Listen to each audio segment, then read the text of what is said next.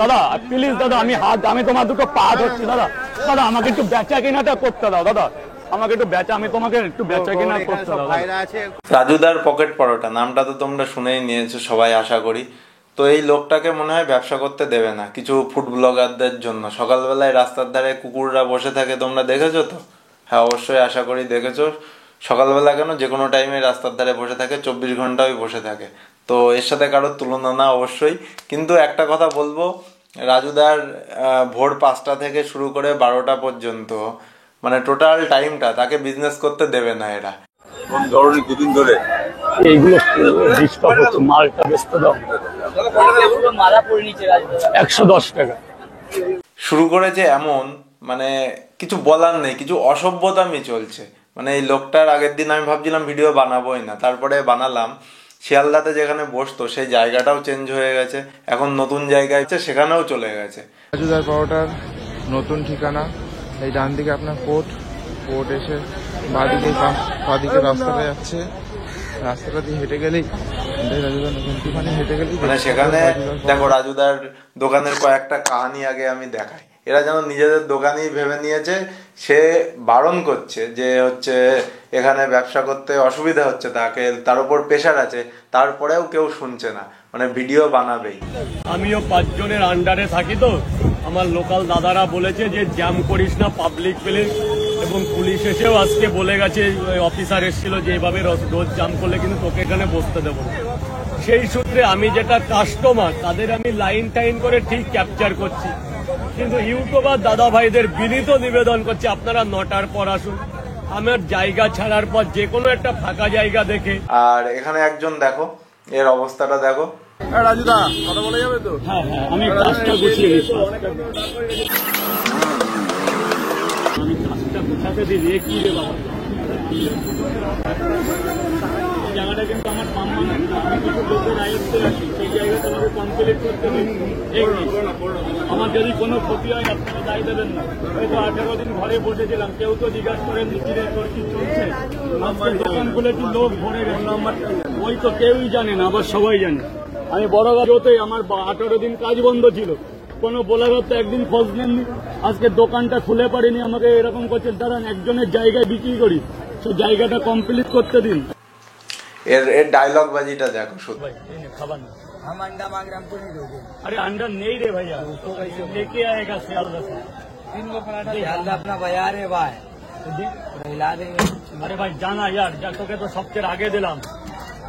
এর অবস্থাটা দেখো, মানে কি সব উটপাটাং হারকাত যেসব করছে, এগুলো দেখে সহ্য করারও মতো না। এই যেসব হাল যা অবস্থা, মানে ভাবাই যায় না যে ছেলেপেলে এই জায়গায় পৌঁছে গেছে। মানে একটা মানুষকে ব্যবসা, মানে সেই নন্দিনীদির হোটেল মতো, যতদিন না ডুববে ততদিন ছাড়বে না। চেয়েছি যেহেতু আমার দোকানটা সরে গেছে, তো আমি দোকানটা ফিরে পাই, এই চাপ থাকবে না, আমি আমার জায়গাটা ফিরে পাই, সবাইকে স্বাগতম জানাবো। মানে একজন গরিব মানুষ এত খেটে খুটে ব্যবসা করছে, কিন্তু কোনোভাবেই তাকে সুষ্ঠুভাবে কলকাতাতে ব্যবসা করে খেতে দেবে না। তারপরে তো কোশ্চেনের শেষ নেই যে 300 আনে কি 400 পরোটা আনে। ভাই তোর কি, 300 আনুক 400 আনুক 4000 আনুক, তোর তাতে কি যায় আসে? সে সারা রাত ধরে পরোটা বানায়, 5000 বানাতে পারলে 5000 আনবে, তাতে তোর যায় আসার কোনো তো দরকারই নেই। তোদের একদম সপ্তাহে ইন্টারেস্ট, কতবার তরকারি দেয় তারও ইন্টারেস্ট। মানে এমন অবস্থা, ট্রেনে রাজুদা উঠছে তারও ভিডিও বানাচ্ছে, নিজেই বলেছে মানে পায়খানা বাথরুমে যাবে এরপরে তারও ভিডিও বানাবে, এরকম দুরবস্থা হয়েছে। মানে নিজেদের ভিউর জন্য যা ইচ্ছা তাতে নেমে এসেছে।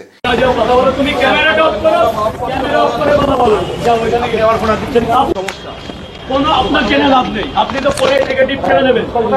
আমি দেখেছি দাদা এখানে যেতে বলবে। এমনকি কিছু লোক এরা যেন ভিডিও কেন বানাতে দেবে না। দেখো এর ডায়লগ বাজিটা দেখো একটু। তুমি অত ডেরামা করবে না, অত ডেরামা করছো কেন? কিসের ডেরামা? ফোনে ধরে দৌড়াচ্ছ। তুমি ভিডিও আমার অনুমতি নিয়েছো? কি অনুমতি দিলে তোমার? তোমার অনুমতি নিতে হবে কি? মানে তুমি কি মেয়ে ছিল, তোমার অনুমতি দিতে হবে? ভিডিও করতে আসছো না? মানে তুই কি মেয়ে নাকি যে ভিডিও বানাবো না? এরকম ডায়লগ বাজিতে চলে গেছে। আনলিমিটেড তরকারি, আনলিমিটেড। মানে ভিউজের জন্য যা ইচ্ছা তাই করতে পারে, একটা লোকের ব্যবসাকে এভাবে শেষ করে দিচ্ছে। আমার মনে হয় এটা বন্ধ হওয়া উচিত এবং লোকটাকে সুষ্ঠুভাবে বিজনেস করতে দেওয়া উচিত। কিছু লোক এই মাইকিংটা তরকারির মধ্যে ফেলে দিয়েছিল, সেটা আবার বা হাত দিয়ে তুলেছিল, তুললে ওখানে একটা ঝামেলা সৃষ্টি হয়েছে। এসব লিখে রেখেছি, এটা তো পড়তে পারছো। ভাই বোন দিদি সবার কাছে বিনীত অনুরোধ যে ফুড ব্লগিং আমি পুরোপুরি আপাতত বন্ধ করতে চেয়েছি। মানে কয়েকটা স্যাম্পল ভিডিও আমি লাস্টে দিয়ে রাখলাম, দেখো, দেখে তোমরা বলো কি অবস্থা।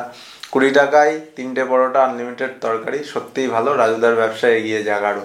কিন্তু এই ছেলেপিলেদের চক্করে কলকাতা ছাড়া করে ছাড়বে রাজুদাকে, এমন অবস্থা। মানে এরা ভিডিও বানানোর জন্যই শুধু ওই দোকানে পরোটা খেতে যায়।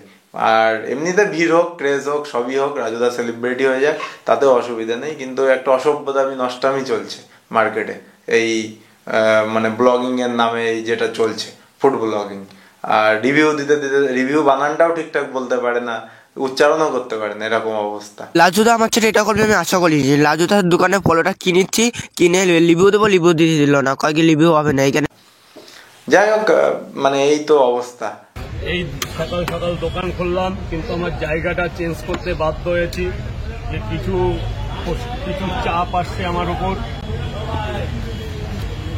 এই চাপ থেকে যখন বিরত হব, আবার আমি আমার জায়গায় ফিরে আসবো, তখন আপনাদের আবার ডাকবো। এই যে চাপের কথাটা আমি আমার ব্যক্তিগতভাবে লিখে এনেছি।